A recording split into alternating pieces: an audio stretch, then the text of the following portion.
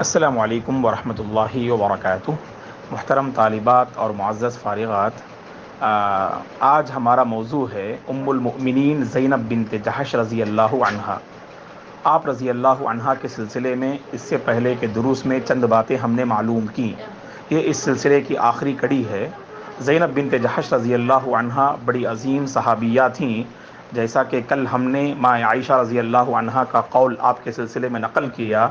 کہ لم ارم امرأۃ قط خیرا فی الدین من زینب، کہ میں نے زینب سے بہتر دین کے معاملے میں کسی خاتون کو نہیں پایا۔ سبحان اللہ، یہ ماں عائشہ ام المؤمنین صدیقہ بنت الصدیق رضی اللہ عنہا کی بڑی گواہی تھی آپ رضی اللہ عنہا کے سلسلے میں۔ آپ رضی اللہ عنہا کے 3 بھائی اور 2 بہنیں تھیں، ایک عبداللہ بن جحش، عبید اللہ بن جحش اور ابو احمد ابن جحش، یہ 3 آپ کے بھائی تھے، اور 2 بہنیں تھیں آپ کی، ایک حمنہ بنت جحش اور ایک حبیبہ بنت جحش۔ گویا کہ آپ کے خانوادے میں یہ 5 جو ہے اہم شخصیات رہیں جو آپ سے جڑی رہیں۔ ایک جو ہے یعنی عبداللہ بن جحش، عبید اللہ بن جحش اور ابو احمد ابن جحش، یہ آپ کے 3 بھائی تھے، اور بقیہ جو 2 بہنیں تھیں، ایک حمنہ بنت جحش اور ایک حبیبہ بنت جحش۔ زینب بنت جحش رضی اللہ عنہا کا نکاح زید بن حارثہ رضی اللہ عنہ سے ہوا۔ جیسا کہ ہم نے کل کہا کہ اللہ کے نبی صلی اللہ علیہ وسلم نے پیغام بھیجا تو زینب رضی اللہ عنہا اور آپ کے گھر والوں نے سمجھا شاید اللہ کے نبی اپنے لیے جو ہے مطلب زینب کا ہاتھ مانگ رہے ہیں، تو زینب رضی اللہ عنہا بھی تیار ہو گئیں اور گھر والے بھی تیار ہو گئے۔ لیکن جب انہیں خبر دی گئی کہ اللہ کے نبی اپنے جو ہے یعنی پروردہ زید بن حارثہ کے سلسلے میں آپ نے جو ہے زینب کا ہاتھ مانگا تھا، تو زینب رضی اللہ عنہا بھی پس و پیش جو ہے ہو رہی تھیں۔ دراصل اس واقعے کے ذریعے سے رسول اللہ صلی اللہ علیہ وسلم عرب کے اندر ذات پات اور خاندان کے مسئلے کو لے کر جہاں ان کے اندر بہت ساری خرابیاں پائی جاتی تھیں، تو اس بنیاد کو جو ہے یعنی غلط ثابت کرنا یہ اللہ کے نبی کا مقصود تھا صلی اللہ علیہ وسلم کا۔ تو اسی لیے اللہ کے نبی صلی اللہ علیہ وسلم نے اونچے خاندان سے تعلق رکھنے والی زینب رضی اللہ عنہا کا نکاح زید بن حارثہ جو یہ غلام تھے، بعد میں اللہ کے نبی نے آزاد کیا اور انہیں آپ نے پالا، تو ایسے جو ہے یعنی صحابی کے ساتھ آپ نے جو ہے ان کا نکاح کیا۔ جیسا کہ ہم نے کل کہا کہ شادی کے یعنی چند دنوں کے بعد ہی دونوں کے درمیان، بلکہ شروعات ہی سے دونوں کے درمیان مزاج مختلف ہونے کی وجہ سے بہت سارے جو ہے مسائل کھڑے ہوئے اس دیواجی زندگی میں۔ بعض اہل علم نے لکھا ہے کہ چند مہینے گزرے اور بعض نے کہا کہ 1 سال کی مدت میں دونوں کے درمیان طلاق واقع ہو چکی۔ زید بن حارثہ رضی اللہ عنہ زینب رضی اللہ عنہا کو طلاق دینا چاہ رہے تھے، لیکن اللہ کے نبی اس معاملے کو جو ہے روک رہے تھے، اور اللہ تعالیٰ قرآن مجید میں اس مسئلے کو ذکر کرتے ہیں کہ رسول اللہ صلی اللہ علیہ وسلم زید بن حارثہ کو اس لیے روک رہے تھے، حالانکہ جانتے تھے کہ دونوں کے درمیان جو ہے معاملہ صحیح نہیں ہے اور دونوں کے درمیان طلاق واقع ہونی چاہیے، اور اللہ کے نبی کو اس جو ہے حقیقت کی طرف آپ کو اشارہ مل گیا کہ اللہ تعالیٰ زید بن حارثہ کے بعد اللہ کے نبی کا نکاح زینب بنت جحش سے کرانا چاہتے ہیں۔ تو جب اللہ کے نبی کو اللہ کا یہ اشارہ معلوم ہوا تو محض لوگ کیا سمجھیں گے اس مسئلے کو لے کر کہ جس جو ہے یعنی شخص کو آپ نے پالا پوسا، اس کی جو ہے بیوی کو طلاق دینے کے بعد آپ نے ان سے نکاح کر لیا، تو لوگ پتہ نہیں کیا سمجھیں گے اس مسئلے میں۔ تو لہٰذا لوگوں کے سلسلے میں اللہ کے نبی صلی اللہ علیہ وسلم اس معاملے میں پس و پیش ہو رہے تھے۔ اللہ نے قرآن مجید میں جو ہے سورہ احزاب کی آیت کریمہ میں اللہ نے تنبیہ کی اپنے نبی کو اور کہا، اے نبی آپ لوگوں سے ڈر رہے ہیں، حالانکہ واللہ احق ان تخشى، اللہ زیادہ حق رکھتا ہے کہ آپ ان سے جو ہے ڈرا کریں۔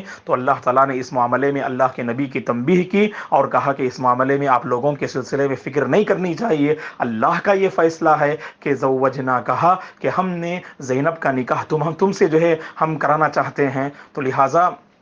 بہرحال رسول اللہ صلی اللہ علیہ وسلم اس آیت کے نازل ہونے کے بعد زید بن حارثہ کو یعنی حکم دیتے ہیں تو طلاق دیتے ہیں، دونوں کے درمیان طلاق واقع ہوتی ہے، اور عدت جو ہے پوری ہونے کے بعد رسول اللہ صلی اللہ علیہ وسلم یعنی اللہ تعالیٰ کا جو فیصلہ تھا کہ زید کے بعد یعنی آپ کا جو ہے نکاح جو ہے رسول اللہ صلی اللہ علیہ وسلم سے ہونا چاہیے، اس معاملے کو ذکر کرتے ہیں۔ تو اس موقع پر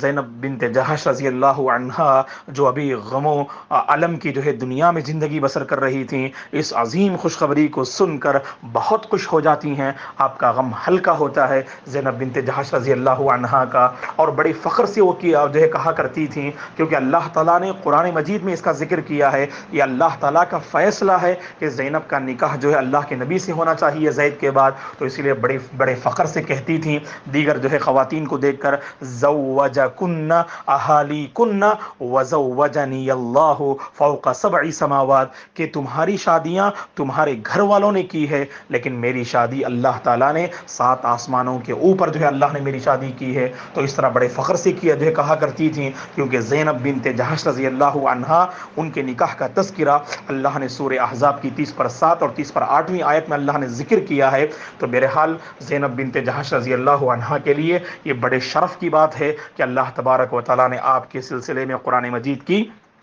بعض آیتیں نازل کی۔ اور زید بن حارثہ رضی اللہ عنہ صحابہ کی جماعت میں وہ عظیم صحابی ہیں کہ صرف پورے صحابہ کی جماعت میں صراحت کے ساتھ اگر کسی صحابی کا نام قرآن میں مذکور ہے، وہ یہی زید رضی اللہ عنہ ہیں، جن کا نام اللہ نے قرآن مجید میں لیا۔ سورہ احزاب میں اس واقعے کے پس منظر میں اللہ نے آپ کے نام کو ذکر کیا۔ تو بہرحال زینب بنت جحش رضی اللہ عنہا کا نکاح رسول اللہ صلی اللہ علیہ وسلم سے ہوتا ہے، اور یہ بات یہاں ہم ذکر کرنا چاہتے ہیں کہ زینب بنت جحش رضی اللہ عنہا کا نکاح زید بن حارثہ کے بعد اللہ تعالیٰ نے رسول اللہ کے ساتھ کیوں کرایا؟ یہ سوال ہے۔ اس کا جواب یہ ہے، دراصل زمانہ جاہلیت میں جو سوچ تھی کہ ایک انسان اگر کسی کو لے کر پالے، اس لے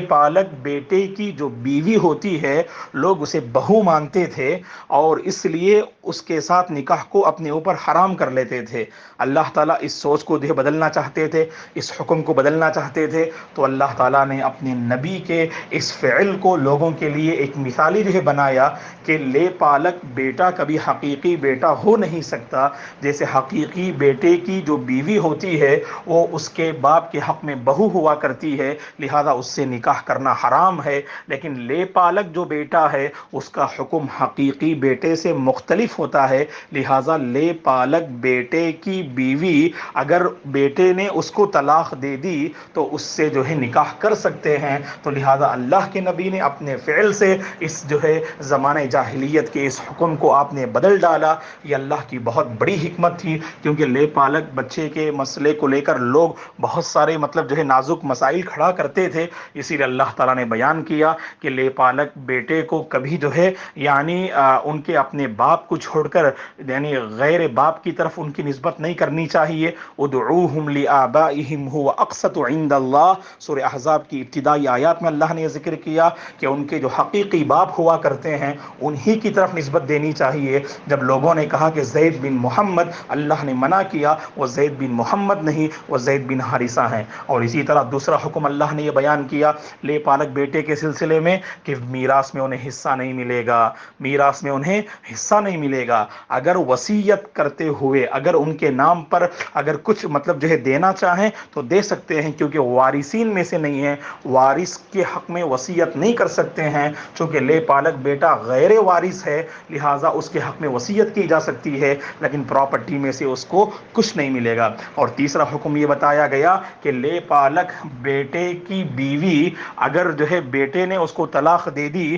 تو جس نے اس بیٹے کو پالا تو اس کے حق میں یعنی وہ بہو نہیں ہوگی، بلکہ اس کے ساتھ نکاح کرنا جو ہے حلال ہوگا۔ اس طرح کے احکام اللہ تبارک و تعالیٰ نے اس واقعے سے بیان کیے۔ بہرحال زینب بنت جحش رضی اللہ عنہا بڑی عظیم صحابیہ ہیں، ام المساکین تھیں، آپ اللہ کی راہ میں زیادہ صدقہ و خیرات کرتی تھیں، بہت پرہیزگار تھیں، دیندار تھیں، عبادت گزار تھیں، متقی تھیں، بڑی پاک دامن تھیں اور بہت دور اندیش تھیں اور باغیرت خاتون تھیں۔ زینب بنت جحش رضی اللہ عنہا آپ کی وفات بعض اہل علم نے کہا کہ 20 ہجری میں ہوئی، اور بعض اہل علم نے کہا کہ 21ویں ہجری میں ہوئی۔ 20/1 ہجری میں اللہ کے نبی صلی اللہ علیہ وسلم کی یہ زوجہ محترمہ ام المؤمنین زینب بنت جحش رضی اللہ عنہا کا انتقال ہوتا ہے۔ عمر رضی اللہ عنہ نے آپ کی نماز جنازہ پڑھائی اور بقیع الغرقد نامی قبرستان میں تدفین کا عمل ہوتا ہے۔ آپ رضی اللہ عنہ نے تقریباً 11 احادیث آپ نے روایت کی، 2 احادیث صحیح بخاری اور مسلم میں ہیں، اور بقیہ احادیث 9 احادیث دیگر جو ہے کتب احادیث میں موجود ہیں۔ 11 احادیث آپ رضی اللہ عنہ نے روایت کی۔ اللہ غریق رحمت کرے، اللہ تبارک و تعالی ہم سب کو ہر کام خلوص للہیت کے ساتھ انجام دینے کی توفیق عطا فرمائے، آمین، والسلام علیکم ورحمۃ اللہ وبرکاتہ۔